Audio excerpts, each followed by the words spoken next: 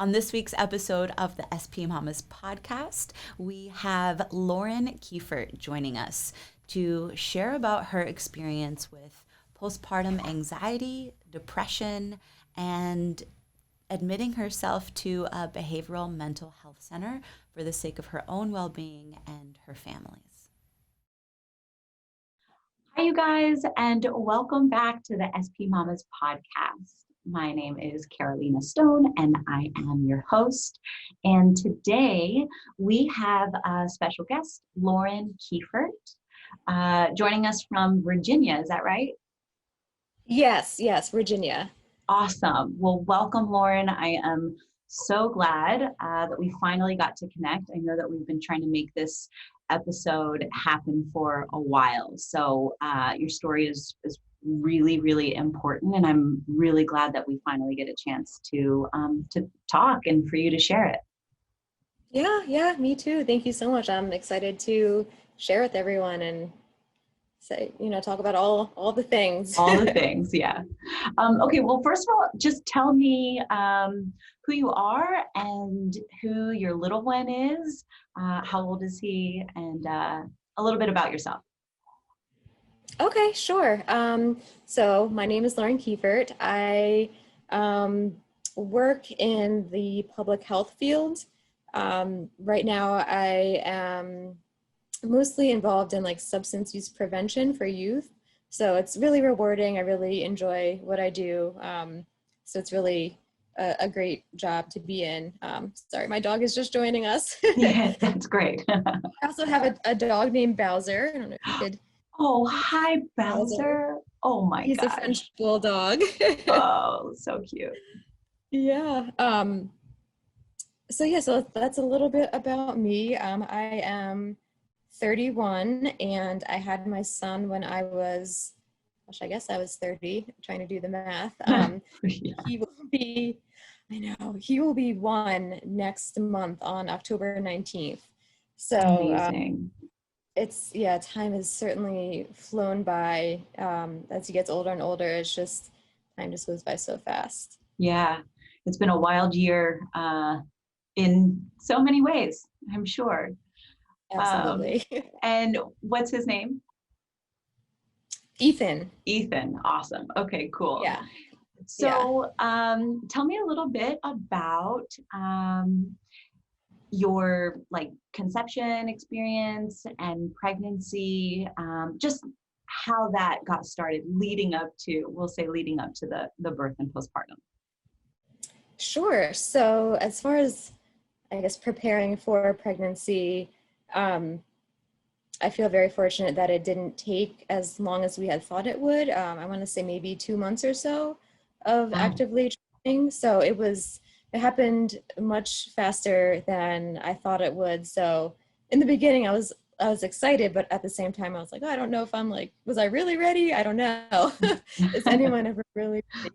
But so yeah, in the beginning, I was a little bit nervous, but excited too. And so that was, I guess, I want to say we had our positive pregnancy test early February of 2019. So I was pregnant during the summer in the Virginia area. So it was very humid here, but not compared to like southern states, of course, but we have a good amount of humidity. So yeah, being in summer was not my favorite, of course. But I obviously got through it. And as far as the pregnancy goes, I also feel very lucky that I didn't have a lot of those negative pregnancy symptoms, morning sickness or anything like that. So very, very fortunate. I know that it could be much worse. So yeah, I did have some food aversions, so I couldn't eat anything sweet. So normally I love ice cream. It's like my thing. But during pregnancy, I didn't even want to like be near it. So yeah, changed. Yeah. it's so weird, right? My thing is pizza. I love pizza, and I'm pretty sure that almost the entire time I was pregnant, I didn't have it. I just couldn't did not sound good. It did not look or smell good. I just couldn't do it, which is very, very strange for me. Yes, I understand that completely. Yeah. So you were pretty comfortable physically throughout your pregnancy. How were you feeling mentally, emotionally? Were you feeling like pretty good? I mean, besides like, being hot in the summer kind of a thing and the general getting ready for a baby, how were you doing on that side of things? Sure, that's a great question. I did struggle a little bit, I think, mentally and emotionally. It's such a huge change. There's so many different hormones that are going on and your body's changing.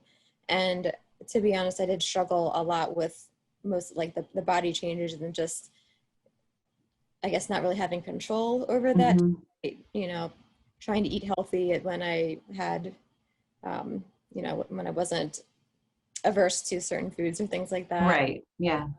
And still staying active and walking my dog and still like keeping up physically with what I had been doing prior to becoming pregnant. So that part was a little bit challenging for me. But as a proactive measure, I did the OB that I go to, they also have a mental health therapist, I think was the title, or that person was there in the office. So I made appointments with her just to kind of check in. I think it was maybe monthly or every couple of weeks or so, just so I had someone to kind of share these things with and talk through them. So I think that was, that did help for sure. That's awesome. Gosh, I wish that was available with everyone, with every doctor. I know. Yeah. Yeah, it was great. Okay. And so let's talk about the birth itself a bit. How did that go? Was Ethan born close to his due date? Where does it start for you? Sure. So he went over his due date. He was due October 13th, and he didn't arrive until the 19th, so almost a week later. And that last week, when after the due date passed, I was like, oh gosh, it was, I was doing everything. I was walking, I was eating pineapple, the red raspberry leaf tea, like all those old wives' tales, to try to get labor started. And I mean, obviously they come when they want to come. So we did have an induction scheduled for the 21st, but I did end up going into labor the night of the 18th. I want to say we got to the hospital. I started having contractions maybe like 9 o'clock at night or so. And then around 10:30, we decided to go to the hospital. They were getting a little bit stronger and closer together. And Ethan is my first child, so I had no idea like how fast or how slow things progress. So I was like, let's just go to the hospital. So we got there, and they checked me in, and I was, I think, 2 centimeters dilated at the time. And prior to like that whole week before, I was maybe just 1 when I went to the OB, and they're like, okay, well, get you a room and see how you progress. So we got a room. I got, gosh, it seems like a blur now that I try to remember. Was there any particular type of like plan going into it? And sure. Were you familiar with this hospital and the OB and who was it that was with you? Was it your partner? Yes, my husband was with me. Okay. So we did take a tour of the hospital a couple months prior just to get familiar with everything and where to go, what entrance to go in. So that was somewhat helpful. But of course, the tour is so much different than when you're actually in the moment. You're like, oh, what's going on? Like for sure. Chaos. Yeah. So, and the OB, so I think we only had the option to go to one hospital. That's where the OB practice, where the doctors and the midwives and nurses deliver just at like a specific hospital. Mm-hmm. So they were there and present, which was really nice to see some familiar faces. So I ended up, let's say I got into the room around like maybe midnight or so. I did get an epidural, so that was kind of the only real plan that I had. I definitely wanted that, so I was able to have that, and kind of just, once I had the epidural, it was, I don't want to say relaxing, but I mean, it definitely took the edge off, and I was able to get some sleep. And of course, this was right around Halloween time, and I remember the Hocus Pocus movie was on TV in the hospital, so I love that movie. So I was so excited it was on. I was like, oh, this is great. This is awesome. Yeah. So yeah, we got a little bit of sleep. My husband was there. My mom actually did end up coming. So she was in the room too, and we were all just kind of hanging out and waiting for things to progress. And I ended up, every time they checked me, I dilated more and more. And I think I went all the way to 9 centimeters by sometime that morning, which was, I think it progressed pretty quickly, at least I was told. So yeah, around 9 or 10, they told me it was time to start pushing, and I pushed for 2 hours. So that was intense. I wasn't expecting. Wow. Was it because, was he stuck? Was it his position or your ability to push or not push or whatever that stalled that? I'm not sure. I'm not too sure, to be honest. He had always been sitting very, very low regardless. So I know he was definitely like engaged in the pelvis and in the birth canal, but I don't know if he was being stubborn or what, but my gosh, that was, I was like, I had a long pushing time too. And I don't wish that. Oh, yes. I don't wish that on anyone, but hers was because her, or this is what they told me at least, was that her chin was up, and which means that it's like a larger circumference of their head. Whereas like if the chin is tucked, then it's a more narrow part of their skull. And also like she had both of her hands up by her face, which also makes it like, much more difficult to come through. But anyway, okay. So there was a long period of pushing. But hopefully you still had that epidural and were able to manage the pain. I did. Yeah. I swear the epidural was wearing off though. And they had, and they couldn't keep administering it, of course, at that time. So they had some other type of, not as strong as the epidural, but I know something else was in the IV. Push it every 10 or 15 minutes. So I was watching that clock and I was like, push the time. It's time. Yeah. But yeah, after about 2 hours or so, he arrived and was luckily healthy and came out crying and everything. And yeah, that was an incredible moment. Oh, yeah. And okay, so Ethan's born, you're recovering in the hospital, your husband, your mom, everything's going okay. I assume they send you home. There's no complications or anything like that. How was that, the physical recovery for you after the epidural? And a long pushing period usually leads to a more challenging.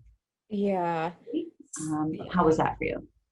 Sure. So I think I had a 2nd-degree tear, some stitches that honestly went okay. I didn't really have any issues with that. This is super embarrassing, but I could not pee after delivering. I don't know if it was because of for pushing so long and the epidural, there's just so much swelling. So I had to have, I think I had like 5 catheters when I was in the hospital, because it would like keep like having me try to go to the bathroom by myself, and then I couldn't. So then I'd have to keep getting them put back in. And oh my gosh. Yeah, that was, you know, I wasn't expecting anything like that to happen. And not having an epidural with having a catheter put in was, Oh, yeah. oh man. Sorry to bring that up. No, I'm so glad that you do. It's something that like we don't think It's, of. You don't know. You don't expect it. It doesn't yeah, happen to everyone, but like it's a part of the deal. absolutely. Everything is so connected. Yeah, yeah. Okay. So I know. Luckily, by the time I left the hospital, they had me stay a couple extra hours just to make sure everything was working again. So luckily it was. Otherwise, I would have had to be sent home with like a catheter in a bag. And Mm, just the thought of that and then trying to take care of a newborn, it was so much. And I was kind of freaking out. yeah. But yeah, luckily everything was okay. And then recovery wise, I didn't realize how, I mean, even I just remember even walking down to the car, leaving the hospital, how out of breath I was. And I was like, Mm, oh my gosh, like just the fatigue and the energy drain from the whole experience. And then coming home and trying to just go up the stairs, like really was exhausting. So I was not, I don't know, not prepared, but just something I didn't really expect to happen, especially um, as I was so active, you know, during my right. whole life and during pregnancy. It was just something that I hadn't really considered, but it Yeah. was really a problem or an issue. Yeah. It's another one of those times where like once again you feel maybe a little out of control of your own Yeah, body, right? Because you're yeah, like, how am I so drained? How am I so exhausted? Like right now, I want to have all the energy in the world to take care of this human. And I feel like I can barely take care of myself. And that is yes, like, it's it a hard is. pill to swallow for sure. It really is for sure. Okay, so I know that a large part of your experience is overcoming postpartum anxiety and depression. Can Hmm. you share with us how that started for you, where this started, and what your experience with that was? Yeah, of course. So, just to give a little backstory, I would say that I've always kind of struggled with depression and anxiety throughout my life, starting maybe in like my teenage years or so. It was never to like a very severe degree, but it was always present. And I had gone to therapy off and on throughout the years and things like that. So, um, and proactively, like I mentioned before, I was seeing the therapist at the OB's office and still planning to see her postpartum and all of that. So in my mind, I thought I set myself up for success and I was being proactive and Yeah. really thought, I had everything, all the tools that I needed. But um, the postpartum was something that I knew about postpartum depression and the anxiety and was aware of the signs and the symptoms, and I don't know, I just didn't really it seems like it almost came out of nowhere. So I definitely had the baby blues, so kind of crying for no reason, and it wasn't anything that was very like intense or Mhm. severe. I think it was just the hormones adjusting and fluctuating postpartum. Was that in like the week or so after birth? Yeah. Yeah. So I'd say maybe the week or a week or two after, um, just kind of like just my emotions were just a roller coaster, of course. Yeah. It's a crazy time and you're getting used to so many new things. So I was prepared for that. I, had heard about the baby blues and what to kind of expect and what was normal. But what I wasn't prepared for was, I thought it would level out after those couple weeks, but it ended up just dropping like very, very steeply into postpartum depression and anxiety. And the way that it manifested in for myself was just feeling like, I don't know, I had never felt that down before. Like I was just in such a very dark place. And Mhm. I mean, it was scary. Like I didn't recognize, I was like, I've never experienced anything to this low before, this extreme. Um, and also I had like postpartum rage as well. So I was just very, very irritable, getting upset over the tiniest little things. And it was just a really tough situation to be in. So I had mentioned this to my therapist, and I did try an antidepressant, and I was on that for maybe a week or two, and I actually ended up not being able to tolerate that medicine. So I think it actually made the depression worse. Oh no. Yeah. So, when you hear those pharmaceutical commercials saying, sometimes this may make your depression worse. It could cause like suicidal thoughts and things like that. So I definitely had a bad reaction to this one medication, and it was just a really, gosh, I want to say, so he was born in October, probably through October through November, I was experiencing these things. And I'll give a quick little background too. So after Ethan was born, he was healthy, but he had a couple issues. He had a lip tie. Mhm. His tongue was attached to the bottom of his mouth, like all the way to the tip of his tongue. So Oh. he couldn't like raise his tongue up. He had tongue ties and then lip ties as well. Mhm. Our breastfeeding journey, I was not able to.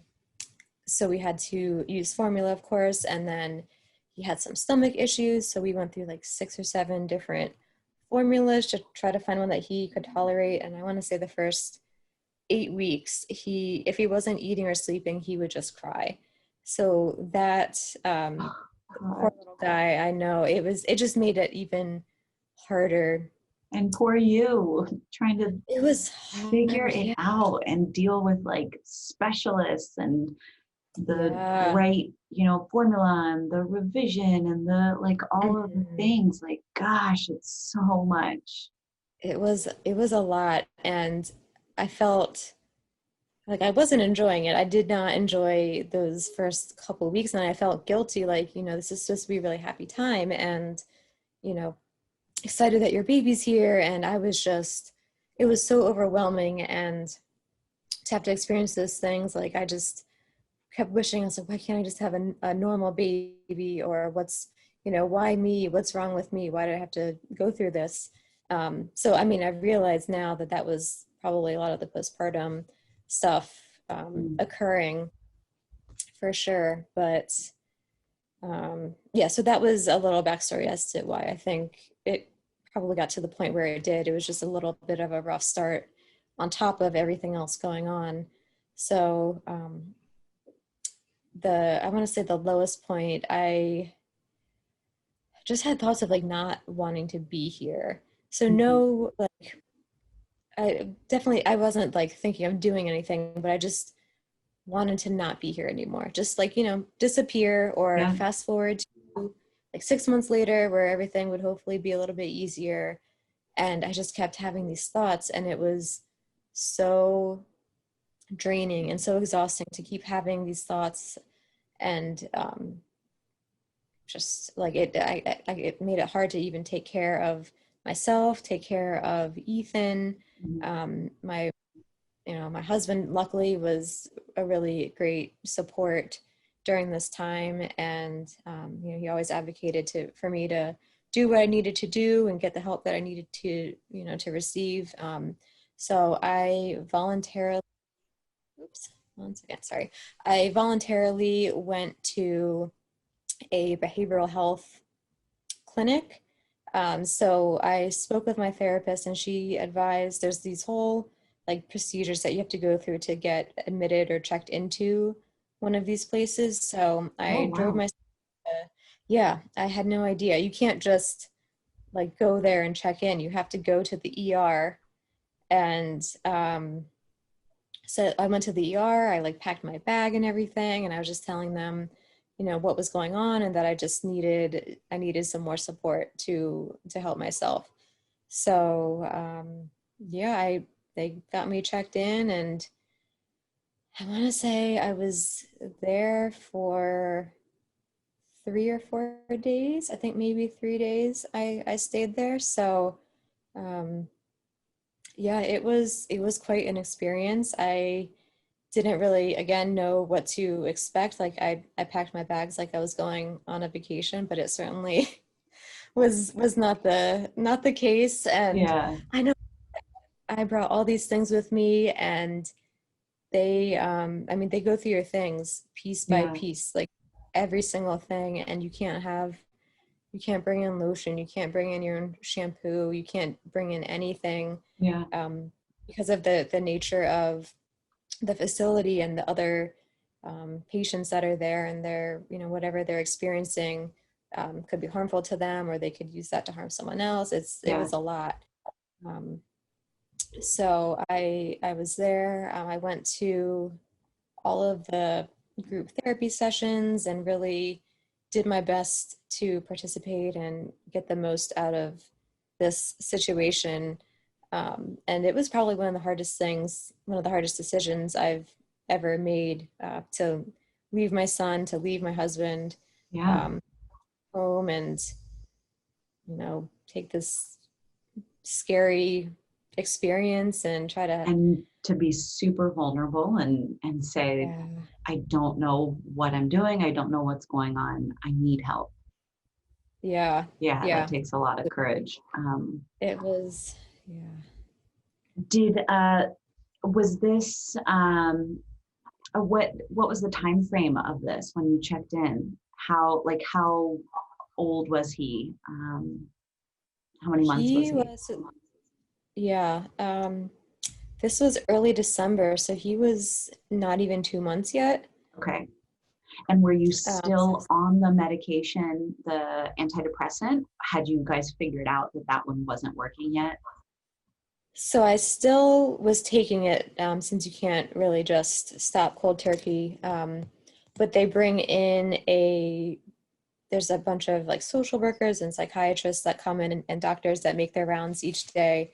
So we figured out that medication wasn't working for me, and we tried a different antidepressant as well as an anti-anxiety. And I swear within a couple hours later, after making the switch, it was like 180 degrees. Like I was Oh my a whole, gosh.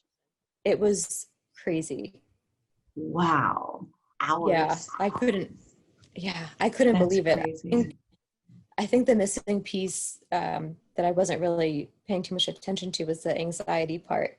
Mm, Really do think addressing that played a huge role in my recovery. hmm If like looking back now, um, are there things that you can see as like expressions of the anxiety leading up to that? I mean, you mentioned the rage and irritability, the depression, and like almost like intrusive thoughts of Yeah, wanting to leave. But were yeah. there some specific anxiety related symptoms? Um, yes. So my husband, I want to say, went back to work maybe after 3 weeks or so after the birth. And I was so afraid to be by myself and try to take care of Ethan alone, especially when he was upset so often and couldn't really be soothed or comforted. Yeah, I was definitely terrified. So I think I was very, very anxious. I was very uneasy about that type of situation with my husband not being home to help. And there were actually a couple times where he came home from work early because I was just so overwhelmed and just freaking out. And Yeah. thank goodness that he was able to come home. Um, and I remember I had to bring Ethan by myself to the pediatric dentist to have a follow-up for his lip ties and things like Mm-hmm. that. The thought of like just trying to get out the door Oh my God. was, oh my gosh. I was like, I had no idea. Get the diaper bag, the car seat, and you have to make sure that he's fed before, after, and he also he also had reflux. I forgot. That was another thing. Mm-hmm. Reflux. So, you can't feed him too early before you put him in the car. It was a whole thing. So that Yeah. also was a lot. Yeah. So in the behavioral health center, in addition to the medication, which obviously made a clear shift for you, was there anything else in particular that you found really helpful or that worked for you there?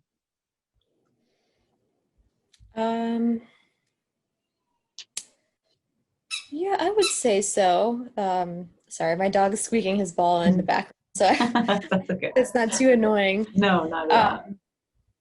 I think, and I don't mean this, I don't know how I say this without sounding negative, but just kind of looking at my situation and then speaking with other people that are there and hearing their stories and what they're struggling with. I think just really put it into perspective of what I was dealing with compared to some other really, I guess, challenging times that other people were experiencing. And that did help me feel a little bit better, just, I guess, making me feel a little bit more appreciative of what I do have and the family and the support that I have. And I think that played a role too. Wow. So you got like some perspective, and I mean, I don't know, I've had some pretty difficult things to deal with over the years, and I know that gratitude makes a huge difference, and there's these like exercises of making a gratitude list, and sometimes it seems kind of like cliche or trivial, but like I don't know, I think sometimes it really does put things into perspective, or at least start training your brain to find the good when it seems like there's only hard, bad, dark. Absolutely. So, okay, so you're there for about 3 or 4 days, and then do you decide to leave? Do they encourage you to leave? How do you go back home? Sure. So you can leave whenever you want, honestly, but you'd have to, I don't know. It was not really encouraged to do that. So I definitely, if I was there, I wanted to get the help that I needed. I didn't want to leave early and have to, end up going back a month later. So they kind of assess you throughout your time there and let you know when they think that you'll be sent home. And especially they knew that I had a young child at home. They didn't want us to be apart for too long. So the doctors decided, especially since I showed such progress and they could really see that it had made a difference. So after those couple of days, they decided to discharge me. So yeah, it was Wow. an experience. I remember the first I got there, it took forever too. Just the whole process to even get checked in was hours and hours. When I went to the ER, you know how long the ER takes, and then I had to wait for space to be available at the behavioral health center. And I didn't realize that the hospital that I went to was not where the behavioral health center was. So I had to be transported by ambulance because under the conditions that I arrived at the hospital, they didn't want me to drive there. So I had to be, it was, Wow. Yeah. it was crazy. I mean, I guess that makes sense. It's for your own safety. Yeah. Yeah. And you had to change into these like scrubs and you couldn't wear your own clothes. I was not expecting anything like that. And I was probably being a little bit naive as well, but I don't know what I was thinking. Yeah. But that first time I got there and I just felt like I had made a huge mistake. I looked around and like saw what the place was. It wasn't anything that I had envisioned. And I think someone had made a comment to me when I was there, and I was just like, oh my gosh, what did I do? Like Wow. I started crying, and I just wanted to go home so bad, and I was so scared. But luckily some other people that were there saw me, and they're like, oh, come sit with us, and really welcomed me. So that was really they helped make it a little bit easier. Wow. And then how did your recovery go once you got home, reconnecting with your husband and Ethan and just moving forward, moving on? It was again, like I had finally felt like myself after those long 7 or 8 weeks, just with the change in the medication. And I remember at one point my husband was back at work. So it was just myself. I was still on maternity leave during all of this. And I had gotten up in the morning, and Ethan was up, and he was crying while I was changing his diaper. My dog Bowser was howling. So sometimes when Ethan cries, Bowser will start to howl. And it's just like this They set each other off. loud, Yeah. yeah, crazy loud noise. And I actually laughed, and I knew that I felt so much better, because rather than getting upset and getting overwhelmed and just, kind of freaking out, I just laughed. I laughed it off. And it was such a moment of, I was like, wow, this is really kind of really feeling like myself. And I feel confident that I can do this. Yeah. It Oh, was, that's amazing. yeah. Oh man. Yeah, I think sometimes it's really hard to know the difference between this is a challenging time. It's hard to have a newborn, Hmm. and this is something is not right. Like Yeah. what's the difference? What is the line? Um, and it's not that there's anything wrong with you if your line looks different from someone else's. If changing the Absolutely. diaper and dealing with the dog and the baby and everything sets you off, it doesn't mean that you're not doing it right. It just means that you're going to need help with this. You know, I think it's really hard to know like when to ask for help, which is why it's like just always from the beginning. Hmm. Absolutely. Yeah. It's so true. It's such, I mean, it looks different for everyone, right? So Yeah. I think, I think when you know that it's out of your control, or you can't do this on your own and feel, um, I don't know what the right word would be, but yeah, just maybe you can edit this part out. Train of thought, sorry. No, that's okay. Okay. Yeah, no, I mean, I understand. I think if there's that, the sense that, you're not well, like you're just not well. Mhm. Whether it's the sadness and the depression or the worry and the fear, the anxiety, the irritability, like Mhm. being constantly irritated, while I think sometimes like, um, I don't know, people make jokes about like being irritated with your partner or like all the time or whatever. To some extent, like that's a sign that we should look out for. Mhm. Um, Mhm. it's common, but it's not normal, or it's something that you don't have to live that way, and you can get help. Um, Yes, exactly. I am so glad that you did get help. Um, Thank you. yeah, that's a huge step.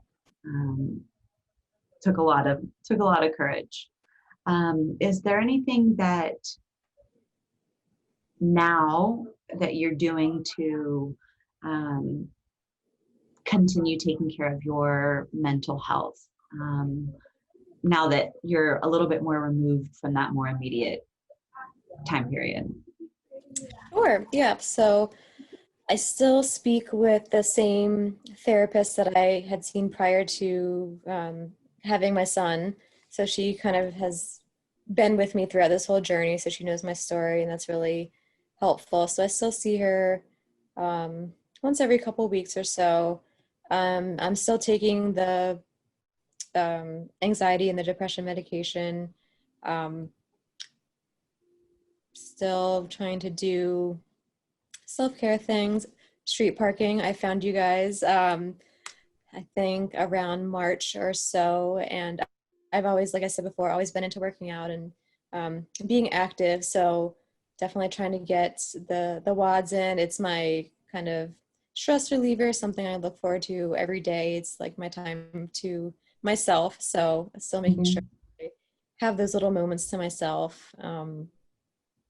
Yeah, so really making sure I just do little things here and there that I enjoy, even if it's just going to Target alone or the grocery store alone. Yeah. Even the littlest things can make a huge difference. So, Yeah. Oh, I love that. Is there anything else that you would want to share with the viewers or the listeners in terms of maybe what you wish you would have known before you had Ethan or before all of this? yeah, looking back, I would say just knowing how common postpartum depression can be, and that it's completely normal. It's not anything that someone has done wrong or something that they put on themselves. It's just your hormones are crazy. It's a crazy time. You have a lack of sleep. Your kind of whole routine is just out of whack. So just understanding that it's, you know, it's, I don't know, not, lost my train of thought again. I I'm think so sorry. that's it. I think that's really important though. Yeah. That and considering how proactive you were, I think it's important to acknowledge that like I love how proactive you were. I wish that there was more of that, and perhaps maybe that allowed you to jump in and like get the help that you needed as quickly as you did.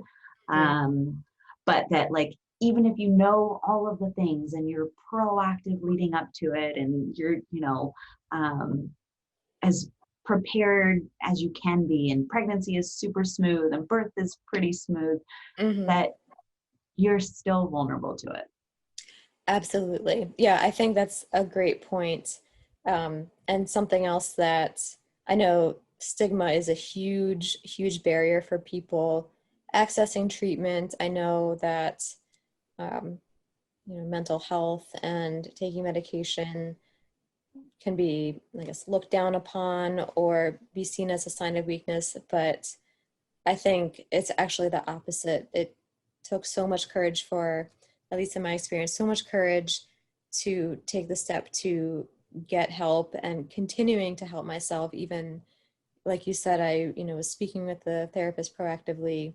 I started taking the other medication, and it still wasn't enough. And just really being your own advocate, like you need to help yourself before you can help others.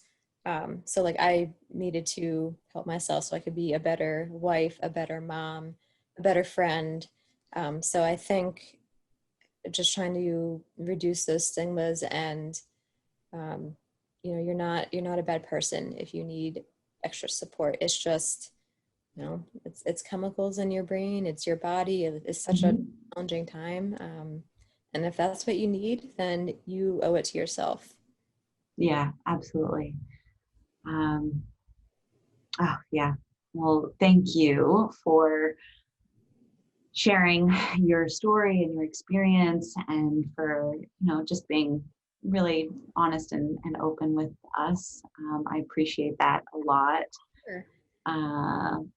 Is there anything else that you want to share or that you want to add? I don't think so. Okay. Well, thank you so much, Lauren. And I'm so excited for you to celebrate Ethan's first birthday coming up. Thank you. Yeah. And I appreciate your time and your story. Of course. Thank you so much for the opportunity. Absolutely. All right. Bye. Bye.